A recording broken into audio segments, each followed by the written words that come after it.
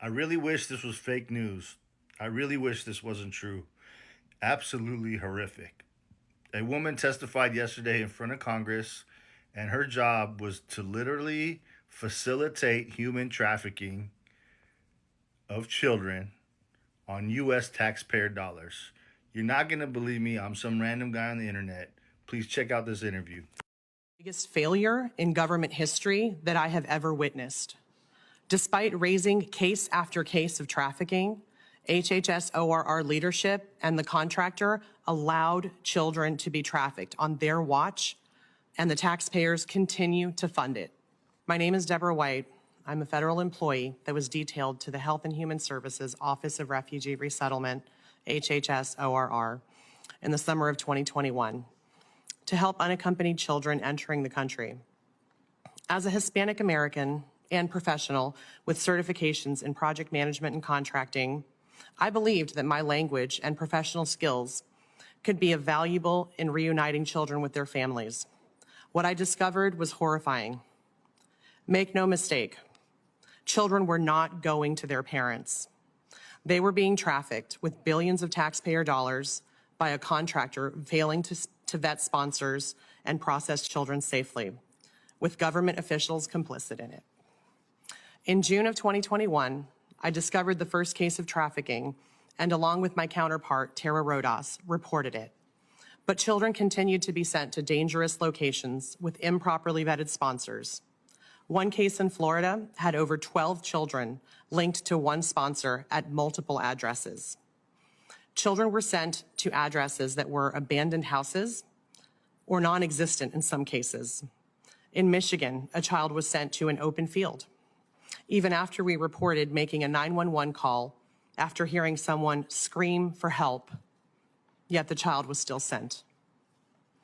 When I raised concerns about contractor failures and asked to see the contract, I was told, and I quote, "You're not going to get the contract and don't ask for it again." So I took it upon myself to create trainings for significant incident reports of sexual abuse and for flagging trafficking in order to equip case managers. But children continued to be sent to dangerous places. We never saw sponsors face to face, and fake documents were rampant. When we questioned documents, HHS ORR leadership said, "You're not a fake ID expert, and your job is not to investigate the sponsor. Your job is to reunify the child with the sponsor." Contacting the Guatemalan consulate in regards to fake documents resulted in a reprimand by the HHS ORR official stating, "That's not your job, and you are never to contact the consulate again."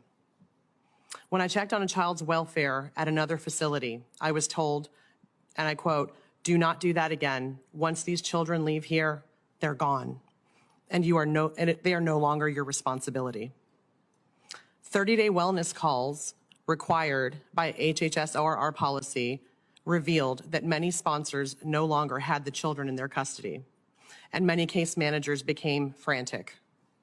But HHS ORR leadership instructed us to stop doing the 30-day calls and stated that they would be done at the National Call Center from now on. Repeatedly, the program prioritized speed over safety. HHS ORR and Cherokee Federal, the prime contractor, created a quote-unquote strike team to remove children faster, ignoring warnings that came from case managers that children were being trafficked. As a certified project manager and contracting official, I could have ensured that the contract terms and conditions were upheld, but my offers for help were repeatedly rejected. Cherokee Federal staffed the site with several unqualified, unvetted, and quite frankly, dangerous contractors with access to vulnerable children that did not get the appropriate support, services, or humanity that they deserved after a most treacherous journey. I have seen these children, I have interviewed these children, and I have stories that will haunt me for the rest of my life. The HHS ORR program is the biggest failure in government history that I have ever witnessed. Despite raising case after case of trafficking, HHS ORR leadership and the contractor allowed children to be trafficked on their watch, and the taxpayers continue to fund it. I plead with you to give these exploited children a fighting chance. Please save them and investigate this program. We've spent countless hours with Senator Grassley's staff as part of this investigation. Despite these tremendous efforts, children continue to be trafficked into America, and we are paying for it. Please understand, this is taxpayer-funded child slavery, sanctioned by our government and brought to you by NGOs like Cherokee Federal. We're the United States of America. We can do better, and by God, we must do better. I cannot stand by and do nothing while children's lives are at stake. Can you?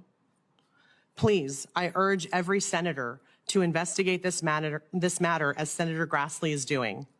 And I plead for every American to demand action.